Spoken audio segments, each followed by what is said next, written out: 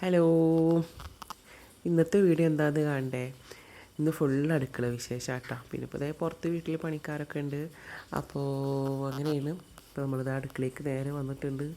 അപ്പോൾ ഉമ്മ അതേ ഫസ്റ്റ് തന്നെ ജ്യൂസ് അടിക്കാനുള്ള മുന്തിരിയൊക്കെ കഴുകിയിട്ട് വേവിച്ചിട്ട് അത് ചൂടാറാൻ വേണ്ടിയിട്ട് ഉമ്മ വെച്ചിട്ടുണ്ടായിരുന്നു കേട്ടോ. പിന്നെ അതാ പണിക്കാരൻക്കുള്ള ചായ 10 മണിയാകുമ്പോഴത്തേനും അവർക്ക് ചായ വേണം. പണിക്കാരൻക്ക് മാത്രമല്ല എല്ലാവർക്കും വേണം. അപ്പോൾ മൂപ്പരാൾക്ക് കറക്റ്റ് സമയത്ത് കൊടുക്കണ്ടേ. അപ്പോൾ അതാ പുട്ടും കറിയും ചായയൊക്കെ ആയിട്ട് അയാൾക്ക് കൊടുത്ത് അത് കഴിഞ്ഞ് നമ്മളെ ചായയുടെയൊക്കെ കഴിഞ്ഞ് നമ്മളൊന്ന് വേഗം ചോറിൻ്റെ പണിയിലേക്ക് ഇറങ്ങിയിട്ടാണ്. കാരണം ഇന്ന് ഉസ്താദ്മാർക്ക് ചിലവുള്ള ദിവസമാണ്. ഉസ്താദ്മാർക്ക് ചിലവുള്ളതെന്ന് പറഞ്ഞു കഴിഞ്ഞാൽ അവർക്ക് 2 നേരം ഇന്ന് വീട്ടിൽ നിന്നാട്ടാ ഭക്ഷണം. എല്ലാ മാസവും അങ്ങനെയാണ്. എല്ലാ മാസവും ഒരു ദിവസം. അപ്പോൾ ഇത് ചോറ് അടുപ്പത്തിട്ട് ഉപ്പേരി, ഇതിപ്പോൾ അമരപ്പയറിൻ്റെ ഉപ്പേരിയാണ് കേട്ടോ. അതിൽ ലാസ്റ്റത്തെ തേങ്ങയും ജീരകവും ഇട്ടിട്ട് ആ ലാസ്റ്റത്തെ പരിപാടി അങ്ങോട്ട് കഴിച്ചു.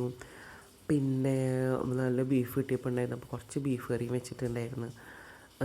പിന്നെ ഇതാ മീൻ കറിയാണ് കൂടുതൽ കിട്ടിയിട്ടുണ്ടായിരുന്നു. അപ്പോൾ മീൻ കറി ഉണ്ടാക്കിയത് ഉമ്മ ഉമ്മ കുടുതക്കറി ഉണ്ടാക്കി.